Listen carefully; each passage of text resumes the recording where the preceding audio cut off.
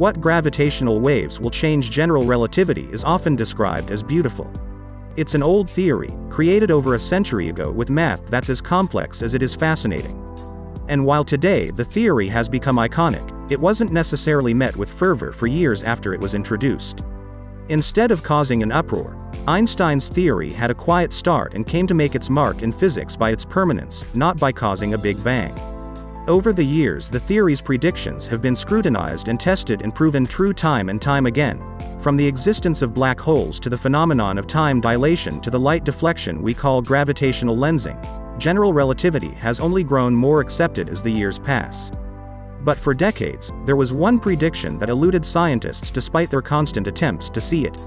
It was an event so monumental that it would change our understanding of the universe forever. To the human race, it would be like acquiring an entirely new sense with which to experience the great beyond. Whereas before we'd only been able to see, we would now be able to hear, adding a new dimension to the story we were trying to piece together about the world and everything around it. And in 2015, we were finally able to see them for the first time. Gravitational waves. They arise from events so luminous that their energy eclipses everything, becoming 50 times more powerful in their last fraction of a second than all the universe combined.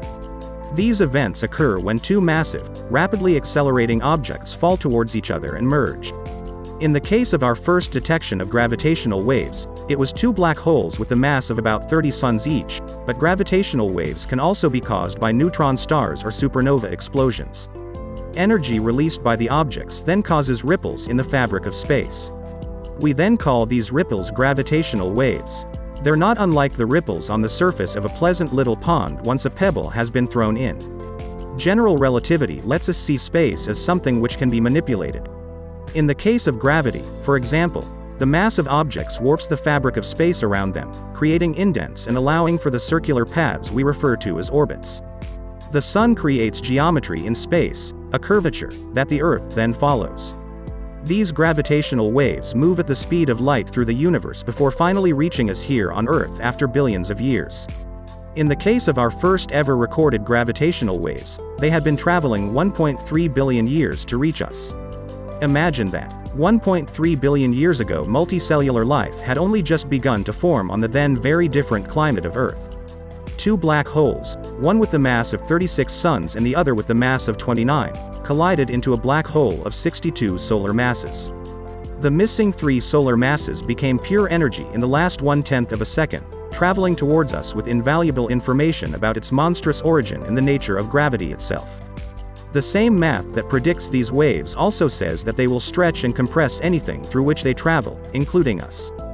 That day in September of 2015, we were all distorted by less than an atomic diameter. In fact, our appearances changed by less than the millionth of a width of a proton, and it's these incredibly small measurements that make gravitational waves so difficult to detect. After its reopening, LIGO, the Laser Interferometer Gravitational Wave Observatory, became Advanced LIGO as its new equipment detected gravitational waves almost immediately after it was turned back on. To capture the waves, 2 perpendicular pipes, each 2.5 miles, 4 kilometers, in length, carry light beams that hit a mirror at the end of the pipe 400 times before traveling back, combining once more to form an interference pattern.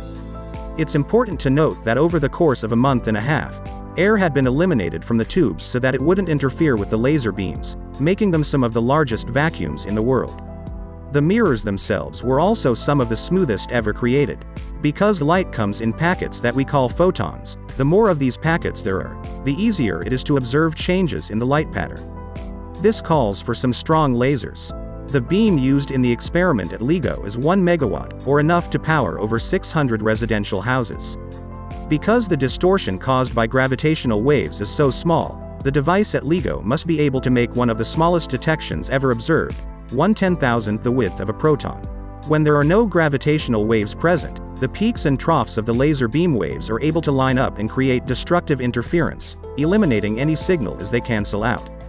But because the gravitational effects will contract one of the laser waves and expand the other, this will disrupt the destructive interference, allowing for a signal to be seen.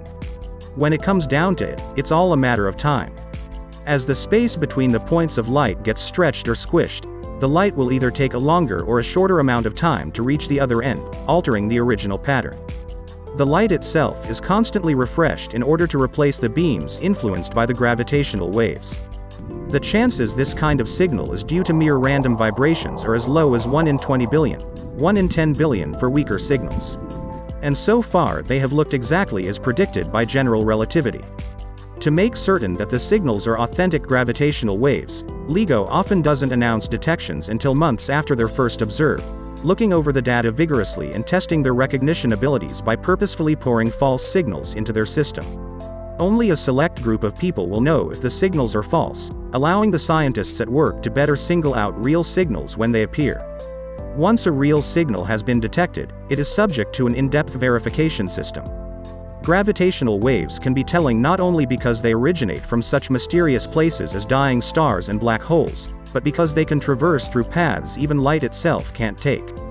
It pervades through planets and through flesh and blood bodies, delivering information that could help us understand the cosmic beginning known as the Big Bang and offering another facet to the unfolding story of the universe. Up until now, we've relied mostly on electromagnetic radiation to unravel the mysteries around us: light, X-rays, microwaves, radio waves. But now we can begin to see a different perspective on the world around us. LIGO's second gravitational wave detection came that same year on December of 2015. To date, there have been 11 confirmed detections, with most of them coming from the merger of black holes. Using the technology at LIGO, we're able to see 5 billion light-years out from Earth, an area equal to 0.1% of the observable universe. While that may not sound like a lot, it covers millions and millions of star-studded galaxies. And that window, we hope, will usher in a new era of gravitational wave astronomy. Thank you for watching. Don't forget to subscribe and hit the notification bell.